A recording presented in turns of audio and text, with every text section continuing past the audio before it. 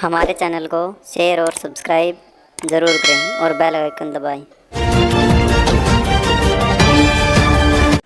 नमस्कार दोस्तों, मैं राजीव बंसल, आपका दोस्त हंसी की आवाज़ से फिर आपसे मुखातिब हूँ मैं इसलिए कि आज हम बैठे हैं शिक्षा के मंदिर में, डीएवी स्कूल के अंदर, डीएवी स्कूल हांसी में, one of the leading institution है।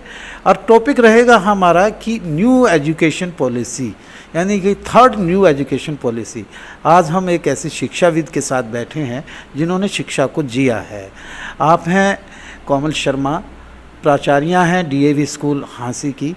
इन्हीं से जानते हैं, बड़ी विद्वान हैं, she is very educated, one of the educationist यहाँ हैं। तो उनसे जानते हैं कि न्यू पॉलिसी जो अभी इम्प्लीमेंट तो नहीं हुई है लेकिन उसका ड्राफ्ट तैयार हो चुका है 300 पेज का, तो उसमें क्या क्या नई चीज़ें आई हैं और क्या यानी कि वोकेशनल चीज़ें आई हैं, उस न्यू एजुकेशन पॉलिसी के बारे में इनसे जानते हैं कि she is well versed about the new education policy. अभी इम्प्लीमेंट नहीं हुई है। मैडम, सबसे पहले तो हंसी की आवाज़ पे आप दूसरी या तीसरी मर्तबा आ रही हैं, आपका वेलकम है और I express my welcome to Hansi की आवाज़ मीडिया। Thank you. हम जानेंगे कि न्यू एजुकेशन पॉलिसी, ये थर्ड न्यू एजुकेशन पॉलिसी जो अभी उसका ड्राफ्ट तैयार हुआ है वो क्या है और कब कब ये हुई थी, और इसके बाद। सर, सबसे पहले भारत की एजुकेशन पॉलिसी आई थी 1968 में, सेकेंड आई 1986 में, that was amended in 1992, and this time in 2020 the new education policy has been drafted, prepared by Indian government, HRD ministry. And so according to me, this education policy is having a very bright future of our India, as the main emphasis has been given on the practical knowledge.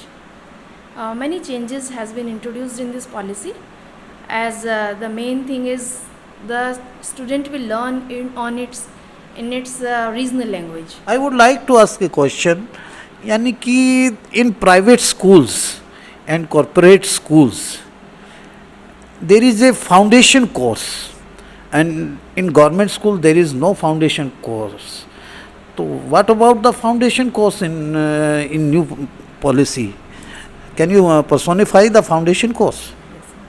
So earlier it was there that in government schools education started from class 1 and the system was 10 plus 1 and 10 plus 2. But now the whole education schooling has been divided into 4 parts. The very first is foundation course and that is of 5 years. 5 years में क्या क्या include होता है? That is kindergarten classes, class 1 and class 2. So up to second, from nursery up to second, these 5 years will be called as foundational courses, foundational stage. So in these 5 years, students will be prepared to be ready to grasp education. Their foundation will be prepared, and the most appreciating thing is that parents will also be given guidelines by the education ministry. After foundation course there will be a 3 year. Yes.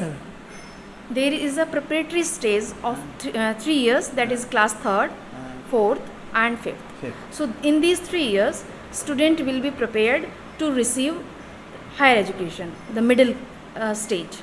Then student will enter into middle stage of education, that will be of class 6, 7 and 8. It will be also of 3 years. Then after these completion of these middle classes, student will enter into secondary education. That will be started from class 9th up to 12th.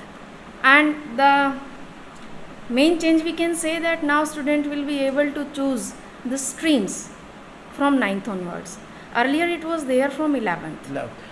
My question is this, from onwards 9th class, a humanities student who can intermingle the subject of the science or medical subject also, yeah, he can take the medical or humanity parallel subjects.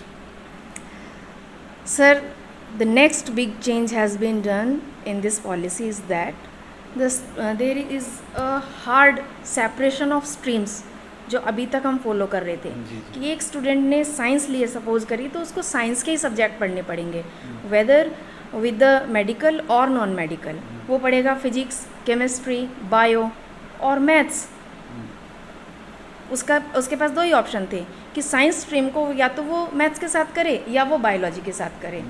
अब किसी student का strength suppose करिए interest नहीं है bio में, तो वो इसको छोड़ के म्यूज़िक ले सकता है, कुछ और ले सकता है। तो यहाँ पे लीनियंसी, फ्लेक्सिबिलिटी इंक्लूड कर दी गई है कि ह्यूमैनिटी के साथ आप साइंस सब्जेक्ट ले सकते हैं, कॉमर्स के साथ आप कुछ और अपना ऐड कर सकते हैं। तो ये बच्चे के इंटरेस्ट और उसकी कैपेबिलिटी पे डिपेंड करेगा। तो ये बहुत अच्छी चीज़ है, बहुत पॉजिटिव। ये कैसे पॉसिबल है कि भी आप साइंस के साथ, साइंस फैकल्टी के साथ, साइंस सब्जेक्ट के साथ म्यूजिक भी ले लें, आर्ट्स का पॉलिटिकल साइंस भी ले लें, हिस्ट्री भी ले लें? इज इट पॉसिबल कि भी ये सर क्योंकि अभी हम इस एस्पेक्ट से सोच रहे हैं क्योंकि हमारी स्कूलिंग वैसे हुई है।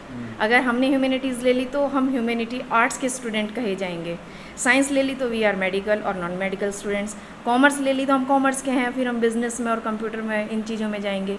लेकिन अब जो गवर्नमेंट ने सोच के किया है सर, ये आने वाले टाइम में इसका क्लियर इफेक्ट देखने को मिल जाएगा कि कैसे पॉसिबल होता है। जब ये एक ड्राफ्ट तैयार हुआ है 300 पेज का, अभी इम्प्लीमेंट तो नहीं हुआ है, तो इसमें लैंग्वेजेस की यानी कि you can choose your own mother tongue, own state language, English language.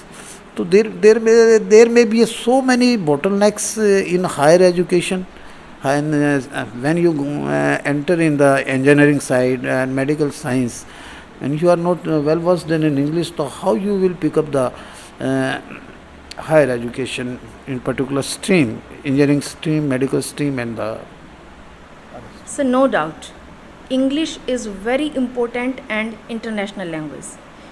जितने भी मेडिकल कोर्सेज़ हैं, इंजीनियरिंग कोर्सेज़ हैं, कंप्यूटर कोर्सेज़ हैं, वो सभी इंग्लिश बेस्ड होते हैं। हाईटेक नहीं है। क्या मदर टंग में पढ़ के बच्चा नॉलेज को ग्रेस्प नहीं करता? होगा, लेकिन ये समय के साथ होगा।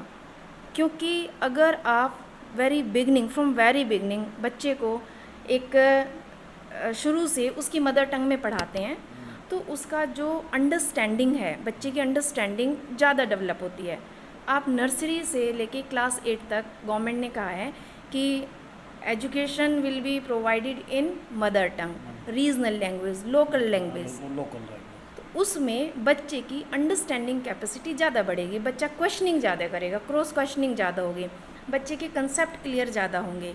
लेकिन आपका क्वेश्चन है कि क्या हायर लेवल पे ये मदर टंग फार्मूला सक्सेसफुल रहेगा या फ्लॉप हो जाएगा? आपका यही क्वेश्चन है? हाँ, my basic question is this कि भी जब वो कैसे यानी कि कॉमन कैसे होंगे बच्चे, इंटरेक्ट कॉमन कैसे होंगे, कॉमन कैसे पढ़ेंगे?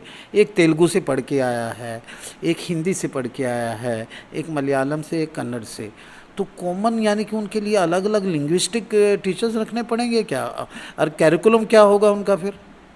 सर करिकुलम तो वही होता है, चाहे आप किसी भी लैंग्वेज में करें। उसको ट्रांसलेट कैसे किया जाएगा, अनुवाद कैसे करोगे आप? तेलुगु में कैसे? आप न्यूटन का लॉ है, उसको तेलुगु में करेंगे, बिल्कुल उसको मेडिकल की चीज़ें तो वही हैं।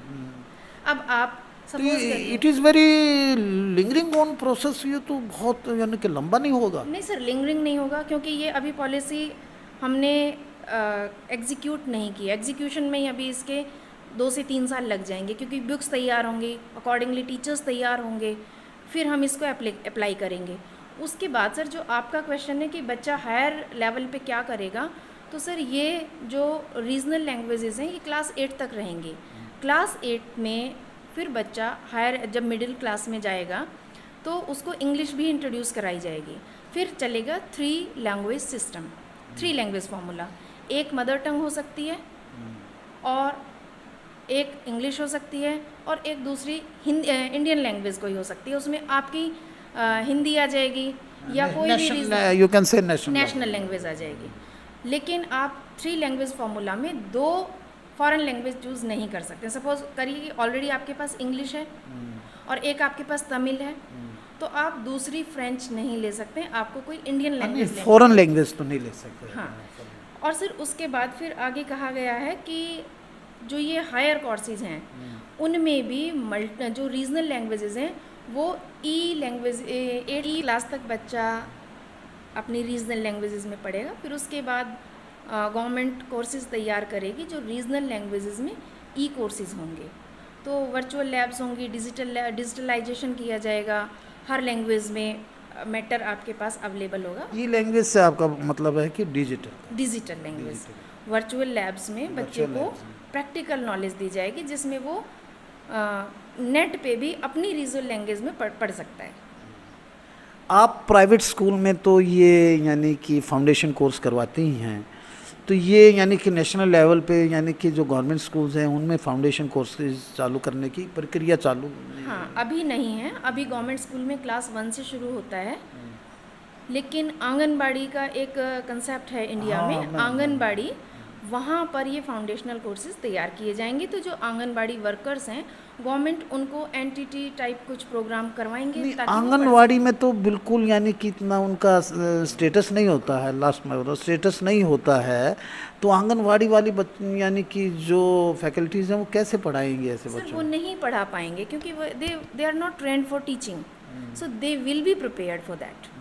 Government will apply it after their trainings, so proper training will be given to the Anganwadi workers और entities will be appointed there। Madam Komal, मेरा लास्ट क्वेश्चन ये है कि ये 300 पेज का ड्राफ्ट तैयार हो चुका है, इसको इम्प्लीमेंट में इसमें सुझाव भी मांगे गए हैं, कितने सुझाव मांगे गए हैं और कहाँ से इसके यानी कि सजेशंस आए हैं, एडवाइजेज आई हैं, और क्या आपको कितना यानी कि फ्रूटफुल? और sir, I am very hopeful with this education policy because the conceptual knowledge will be given in this policy. Concept clear करे जाएंगे, बच्चे की अंडरस्टैंडिंग बढ़ेगी और वो ज़्यादा अपनी योग्यताओं को ज़्यादा निखार पाएगा। क्योंकि प्रैक्टिकल नॉलेज में क्या सर, इसमें सबसे ज़्यादा अच्छी चीज़ ये है कि इसमें वोकेशनल एजुकेशन को भी इंक्लूड किया गया है। Class 6 onward student will attend 10 days vocational education जिसमें बैगलेस होगा और बच्चा जिस भी फील्ड में उसका इंटरेस्ट है, सपोज करो कारपेंट्री में है, कुकिंग में है और किसी भी तरह के एक स्किल को डेवलप करने के बाद ही वो स्कूल में। क्या इस पॉलिसी से बिल्कुल कम होगा सर। जब बच्चे के हाथ में एक हुनर डेवलप हो जाएगा, बच्चा स्किल्ड हो जाएगा, अपनी स्कूलिंग को पूरा करने के साथ साथ एक स्किल भी उसका डेवलप हो जाएगा, तो वो एंटरप्रेन्योर बन सकता है, वो अपना बिजनेस चला सकता है, वो एक सरकारी नौकरी के पीछे नहीं भागेगा। तो ये इसकी ब्राइट साइड है हमारी एजुकेशन पॉलिसी। यानी कि there is a pros and gains of this policy also. ये सर, अप्लाई करने में तो हमें बहुत टाइम लगेगा, तैयारियां अभी करनी बाकी हैं, टीचर्स उस तरीके के तैयार होंगे, करिकुलम उस तरीके का तैयार होगा, तो बहुत अच्छी है education policy. So nice of you madam Komal, आप हमेशा अच्छा बोलती हैं और जो भी बोलती हैं वो एक वेल वर्स्ड तरीके से बोलती हैं और आपको हर थॉट क्लियर होता है। You are one of the educationist, यानी कि मैं और DAV स्कूल की आप वन ऑफ द प्रिंसिपल हैं हाँसी की, तो मैं आपको I extend my gratitude to you to coming on my media Hansi की आवाज़। आप हमेशा कुछ ना कुछ अच्छा ही यानी कि व्यूवर्स को दे के जाती हैं, इसके लिए मैं आप मेरे सीनियर रिपोर्टर रवि सैनी के साथ यही आपसे इल्तिजा करता हूं कि इस कार्यक्रम को जरूर देखिएगा, बेल बटन दबाइएगा। चले जाते हैं तेरी महफिल से हम, अगर दिल घबराए तो फिर बुलाइएगा दोस्तों। इसी तरह के एजुकेशन के प्रोग्राम हम आपके पास लेते आएंगे। नमस्कार।